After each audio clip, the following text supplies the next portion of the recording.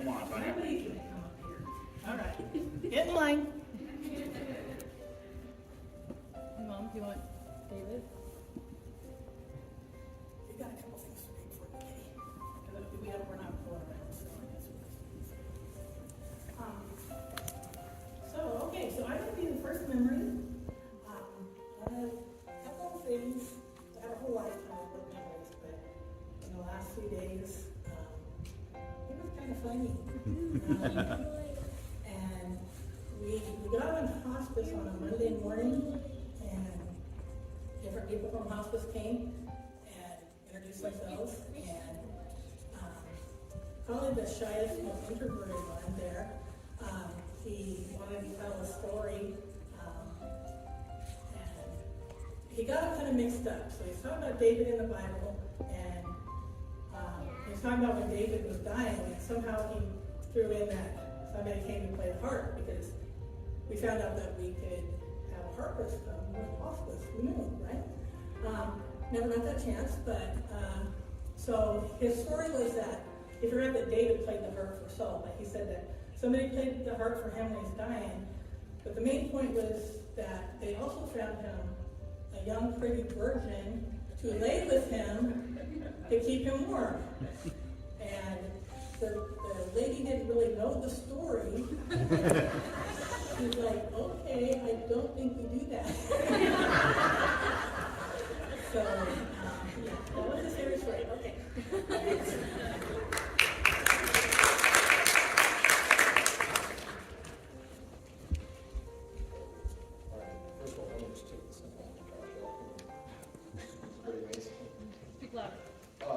The first story I have is from a person named Dennis Waller, and it goes as follows. Unable to attend, but always to remember this generous, kind soul, Randy had a background that prompted him to be a regular financial donor to children in foster care. Regardless of where he worked, he supported children in need, and he did so anonymously, avoiding the limelight. Randy Phillips is one of those anonymous friends who pass through our lives quietly, but giving back what he can. May he rest in peace, he so deserves. God bless him. The next one is what appears to be a story or a poem named Living Love. You were there in time of need, living love and planting seed. One thing you've always shown, none of us were alone. Showing up unannounced, looking your way, it all counts. When my dad passed away, you stepped up to the plate. Talking about God was new, I really loved hearing you. A new beginning awaits us all.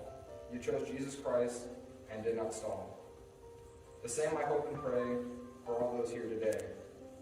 In loving memory of Dad, Papa, Uncle, brother, and son, Randy and Lee, Joshua. And I actually have a story that I would like to share.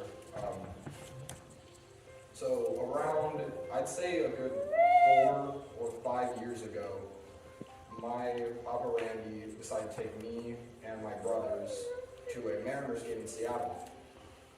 And that one day, even though I don't remember much of the day's events or everything that happened since I was fairly young at the time, taught me a lot about life through the eyes of Randy.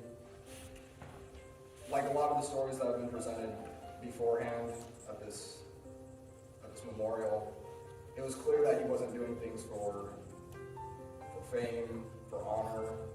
He did have kindness and, as Jacob said, forgiveness and all the above.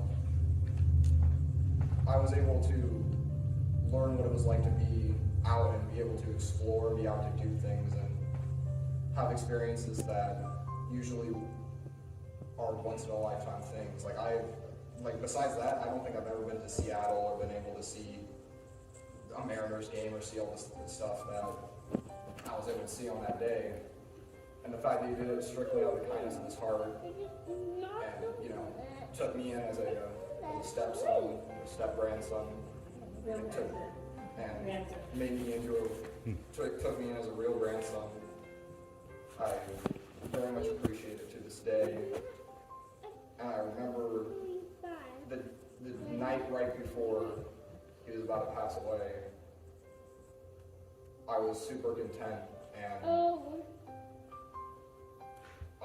I thought in my head when he said good night and take care that his story was complete and I wouldn't have it any other way. So I thank God, I thank Randy for giving me values and a perspective on life I had never seen before until he was showing up in my life and gave me those values. And I thank you all for coming here today to